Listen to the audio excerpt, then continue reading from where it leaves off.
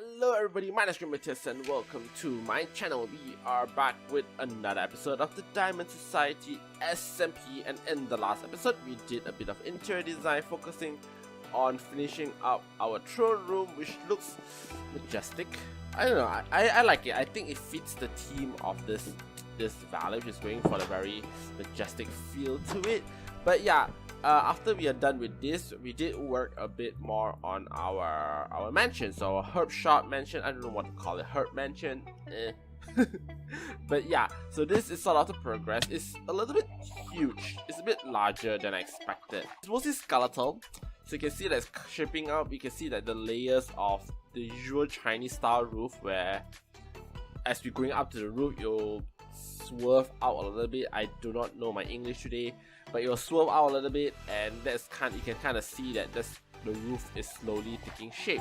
The only problem with my current build is that you probably can see it from here, is that mansion is actually covering quite a large portion of the palace. Because before the mansion was out, when I come in, and a lot of people say the same thing, is that when it came in, it looks really nice to see, you know, the palace, the Jade Palace, the Emerald Palace kind of just standing there. And with my new mansion addition, like, it's not even built complete yet, we don't have the roof. Half of it is kind of gone, and I don't really like how it looks, you know. That's sort of unfortunate, but I've also done quite a huge amount of progress before I realized this. I did not notice this, I didn't realize this, and it's only like when I was out of wood when I just decided to check it out, and I'm like, it's covering a big portion of it. But you know what, the idea of this valley is that I want to make it like a very busy, cramped city, and I think we sort of achieve it. I wish I could push it back a little bit. I think it will look better if I push it back, but I remember the reason why it's so out, because it's such a huge design that I'm actually at the very edge of the valley. Like, this is the edge of it, this is the maximum I could push in, and I thought I could work with that distance, but apparently it just aesthetically it doesn't look too nice from here. But like I say, I don't think there's much I could do. I'm kind of done. I don't really want to rebuild this again, especially since there are talks about restarting the server, so going to season 4, I guess, of Diamond Society. And yeah, I really have to pick it up in terms of like finishing up this valley. And just enough time, my connection lost apparently. I guess I'm gonna just end the clip here right now, and then I think we're gonna continue working on our mansion. We're gonna grab some wood, and then we shall see you then. 3 weeks. It took me 3 weeks to complete this build behind me. This is my Chinese herb mansion, and this is very long. Oh my god, I'm exhausted from building this. This took me so long. I think it even took me even more effort than to build my palace. It's probably gonna turn night soon, but yeah, it took me a lot more effort than this palace, and I think it's because, first of all, it's a lot wider, so everything just feels a lot bigger. But also, I think it took me like a few months to complete this. So I was slowly doing this while I was doing other things, other projects. But for the past 3 weeks, I was mainly focused on this build mansion. So I think that's the reason why it feels very much more effort, because it feels like you cram in a lot more work within a small period of time. So by the way, I just call him Vi actually. Vi just built this Tibetan house, which is awesome. Like, I just saw his video not too long ago. I haven't actually seen what's inside, but I know it's based on like a Tibetan style, which is a very close to Asian style to me, since Tibet and China are, I think Tibet and China are actually politically under each other. I think so. I'm not sure. I don't know. I'm not from China. Before I want to start talking about the architecture of it, I just want to say that this is actually a very classic Chinese house. In fact, I would say that most original Chinese buildings has a more of a similar style to this. Less impressive than what you normally see in my Chinese palace. This is actually more Japanese, I would say. It's more very Zen kind of design. Whereas the more authentic Chinese are usually one floor. They don't really have like a second floor and all that. So this is a very traditional Chinese build. At least that's what I've noticed in TV shows that I do watch. Again, reminder, I'm not from China. I'm from Malaysia. I just happen to be Chinese in Malaysia. In terms of the build style, it's very similar, very oriental kind of style. Yeah, they're having some discussion going on. So this technique is actually very, very simple. In the sense that it's very similar to all the houses I built, where there's a tail at the end of the roof, there's like a crown shape at the end of the roof. But I do use different style and different measurements depending on the size of the build. Like if it's a bit larger like this, and like my Chinese palace, actually my Chinese palace I didn't apply the same principle, but for this build, because it's pretty big, I tend to make the tip, those pointy tips, a bit more, what's the word for it? A bit more flare up, a bit more extravagant, I guess, just so that it can be seen when you're at the bottom, because I think that's where most people are. Of course, there'll be elytra people who'll just be flying around. But for smaller builds, like you see my barn, and even I think my archway, I don't usually have that complicated of a tail. I don't know what's the called. It's call it a tail. It's point whatever, and it doesn't have so much complicated. It's a bit more simple because you don't want it to be, if it's too huge or it's too patterny, it gets quite weird. So yeah, that's sort of what I was going for. The traditional Chinese build are very basic color, very basic color, very gray, very brown, very red. And I didn't want to do the same color scheme design as I did for the palace. I didn't want it to be like a acacia roof. I didn't want it to be like red terracotta background. So I had to kind of play around with the remaining blocks, especially stairs blocks, since we do have very limited stairs blocks in Minecraft. So I came out with this design where it still have a very basic feel to it, using stones, bricks and stones roof, which to create the gray tiles. It's very common in, like, when I Google Chinese builds, I get a lot of gray tile roof. So I was trying to go for that design, I guess. And then instead of going for red block, which usually kind of symbolize like some kind of like luck for the Chinese household, I use granite instead, which has sort of the same reddish feeling to it, but it doesn't mimic the palace. I didn't want to have the same design. I wanted to have a design of its own. The only thing that looks kind of out of place was actually this, I'm not sure you can see this, but this layer of color, which I used the white glazed terracotta with sandstone slab. And I was actually having a hard time trying to figure out a design for here. Over there is actually pretty simple. I just used a yellow glazed terracotta, and I think it looks gorgeous, it looks pretty. It's a very glam up, very lush, very luxurious feel of this building. This entire building is very luxurious. This is not so much. So I tried a couple of rendition of blocks and I didn't like it, and I even tried all sandstone and it looks too weird.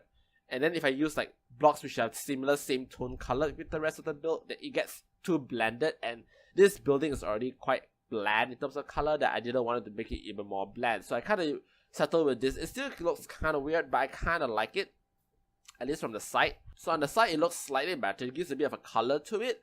And yeah, I actually really like my windows. You can see the windows. I think I mentioned it before in one of my previous videos that Chinese don't actually have glass windows. Glass was not invented in China, and that's from what I was told. So people back there don't use glass for windows. They use this kind of trapdoor-ish. And since Minecraft 1.13 had like the trapdoor for acacia, which looks perfectly what I imagine a China window would be, it was perfect. Okay, so going for the inside, there really isn't much to it inside because it's completely empty. I'm quite exhausted building this, so I didn't have time to think about to build what's inside. But I think I mentioned before, the whole purpose of this build is actually to be my farm. So overall design, I'm quite happy with it. It's not too bad. Like I said, aside from the fact that it's a bit too huge and it kind of crowds my palace, I don't really have much complaints with it. I kind of proud, yeah. It took me 3 weeks, I better be proud. Buys Tibetan house. So this is very colorful. Like I saw this in the thumbnail and I saw the video and I was so impressed. By the way, his video actually show like step-by-step guide on how to build this. I don't normally show step-by-step guide because I tend to fumble myself. I think this powder is meant to be I think he's using it as a thumbnail because I'm pretty sure his thumbnail kind of view from this angle. So I might need to remove this and put it back in his shuttle box so that I can have my thumbnail. But yeah, he do a step-by-step guide in his video and I thought it was pretty fantastic and kind of learned a little bit of tricks from him as well. But this is a Tibetan build.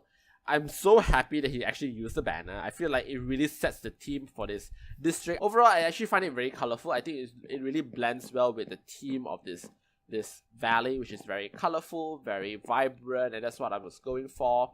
In fact, I feel like this build is more suitable than this build in its own way. But yeah, really great addition to this build. I do not know if he wants to build more stuff in the China area, because we do have like a lot of space. One more space here, and we also have this space is mostly done. Like, I think I'm probably gonna just leave it here. I don't know.